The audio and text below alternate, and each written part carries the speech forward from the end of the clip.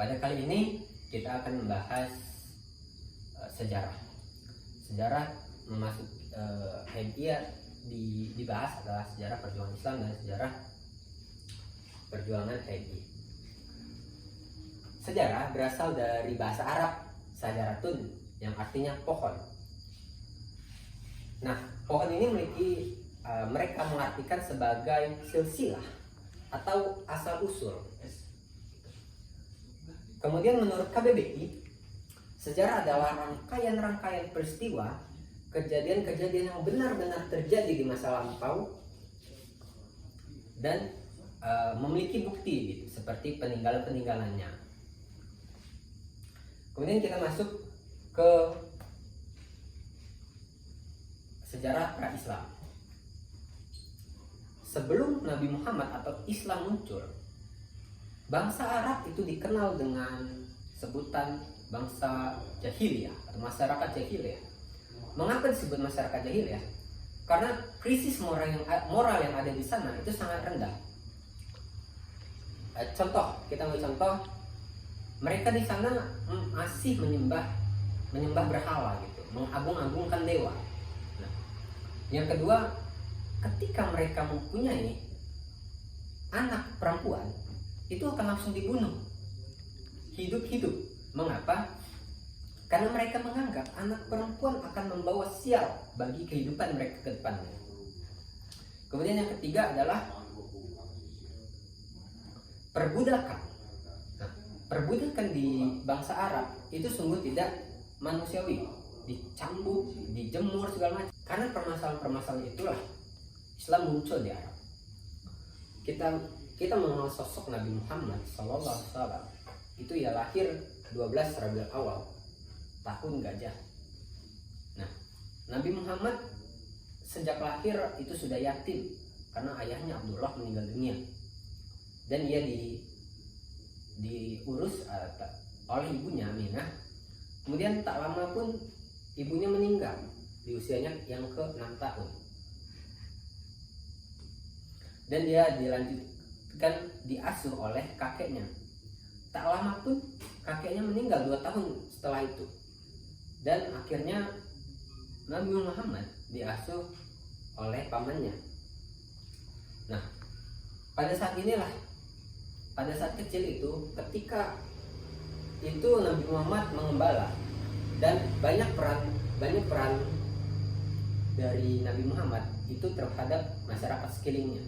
Akhirnya Muhammad pun dijuluki sebagai Al-Amin, orang yang dapat dipercaya. Kemudian di umurnya yang ke-25, ia menikah dengan janda terkaya lah, salah satu janda terkaya, yaitu Khadijah. Nah, kemudian kita lanjut, ketika Nabi Muhammad berumur 40 tahun, dia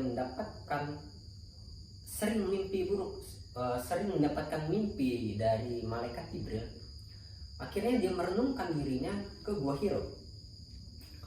Tak lama pun dari perenungannya itu muncullah malaikat Jibril membawa wahyu yang pertama, yaitu berisi surat Al-Alaq 1-5.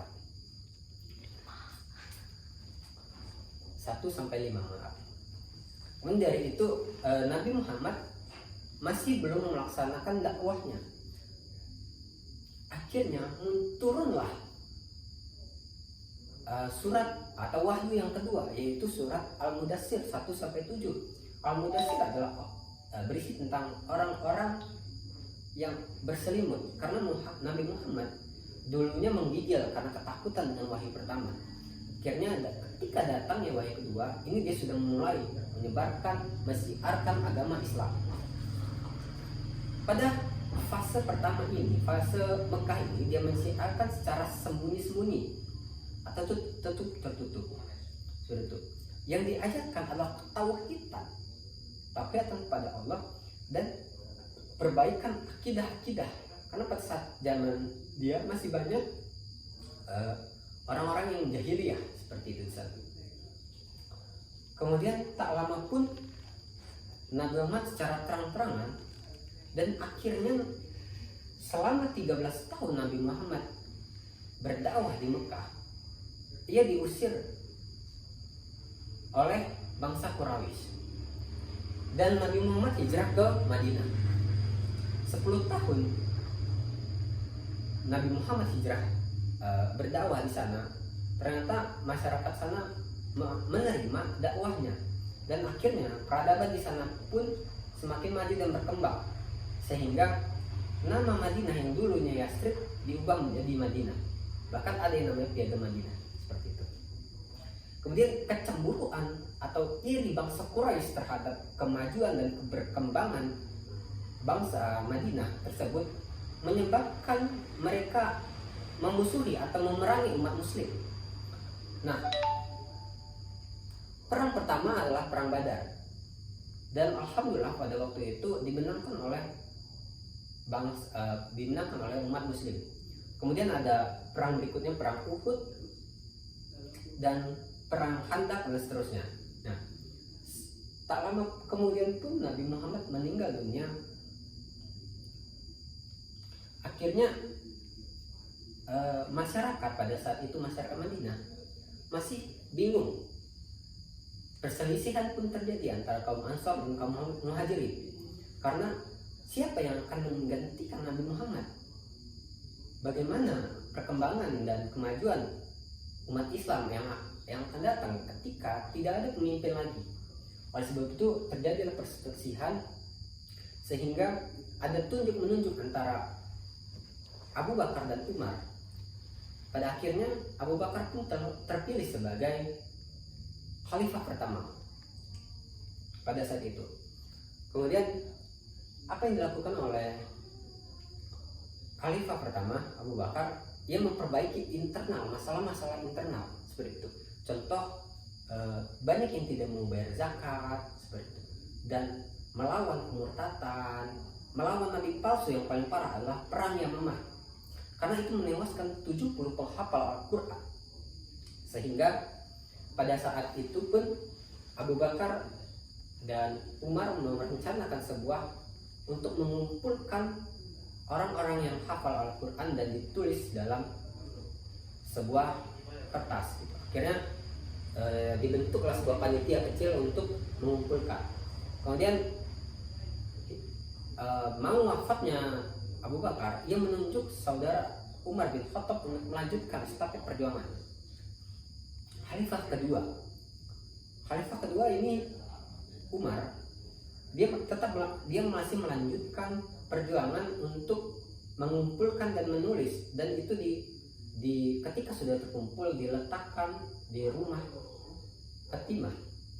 Ketika itu di suatu gudang yang terkumpul. Nah, dan Umar pun melaksanakan perluasan daerah Islam sampai ke Eropa. Kemudian setelah itu dilanjutkan oleh khalifah ketiga, yaitu Utsman. Utsman pun melanjutkan penulisan Al-Quran itu menjadi mushaf yang sering kita kenal dengan mushaf Utsmaniyah.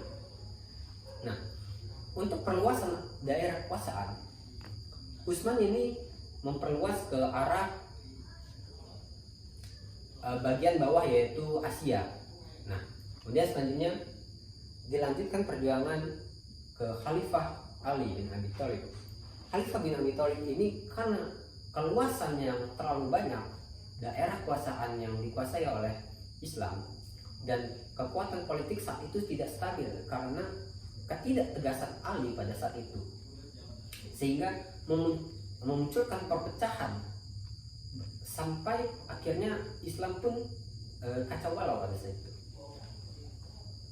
Namun pada saat zamannya tersebut kita mengenal masuknya Islam ke Indonesia. Masuknya Islam ke Indonesia ini ada empat teori. Yang pertama, teori Gujarat. Teori Gujarat ini datang dari pedagang Gujarat, lalu menikahi orang-orang lokal dan membentuk komunitas Islam. Teori ini muncul di Selat Malaka dan ada yang namanya kerajaan Samurai Pasai. Kemudian teori yang kedua ini dari Persia pada saat 13 Masehi. Teori ini dari Persia adalah orang-orang Persia itu datang juga melewat pedagang, dan pada saat itu menikah dengan orang-orang sekitar, dan kemudian membentuk komunitas-komunitas yang komunitas muslim. Dan selanjutnya adalah teori Cina. Orang Cina yang datang dari Cina migrasi ke Indonesia. Nah, kemudian ini baru mulai mendakwahkan orang-orang Indonesia untuk agar masuk Islam. Kedua adalah teori Timur Tengah, yaitu Arab.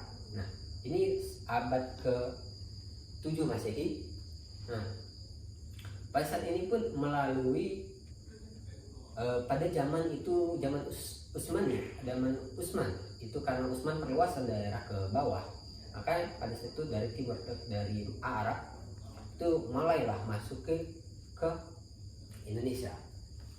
Kemudian melihat perkembangan zaman Indonesia pada saat itu masih banyak, kita belum sepenuhnya merdeka pada tahun 1947, karena kita masuk mulai dari pembentukan HMI. Latar belakang pembentukan HMI ini adalah ketika Lafran Pali dan kawan-kawan, Bagus dan kawannya itu melihat kondisi zaman kita yang tidak begitu baik-baik saja, karena makanya termuncullah bahwasanya ide untuk menciptakan sebuah organisasi himpunan mahasiswa Islam agar dengan dua tujuan. Yang pertama, mempertahankan dan mempertinggi derajat negara Kesatuan Republik Indonesia, dan kedua adalah mensiarkan agama Islam ke seluruh Indonesia. Ada beberapa fase yang panjang yang dilewati oleh HMI, fase pembentukan, fase melawan PKI gitu, kemudian PKI melawan balik dengan balas dendam, kemudian ada fase pembinaan anggota, kemudian fase yang kita sebut dengan angkatan 66 itu melawan PKI, kemudian ada dari fase reformasi dan tantangan kedua sampai pembaruan pemikiran dan ikut membantu pembangunan nasional, sampai akhirnya kita sadar bahwasanya HMI ini harus bentuk dari awal lagi, bagaimana perkembangan HMI ke depannya jika kita terus menerus. Karena pada saat itu tantangan kedua adalah fase kemunduran HMI, dan fase yang ke-11 itu bangkit dan sadarnya kader HMI serta alumni-alumni yang terlibat aktif dalam mendukung perjuangan HMI ke depannya. Mungkin itu dari saya. Terima kasih.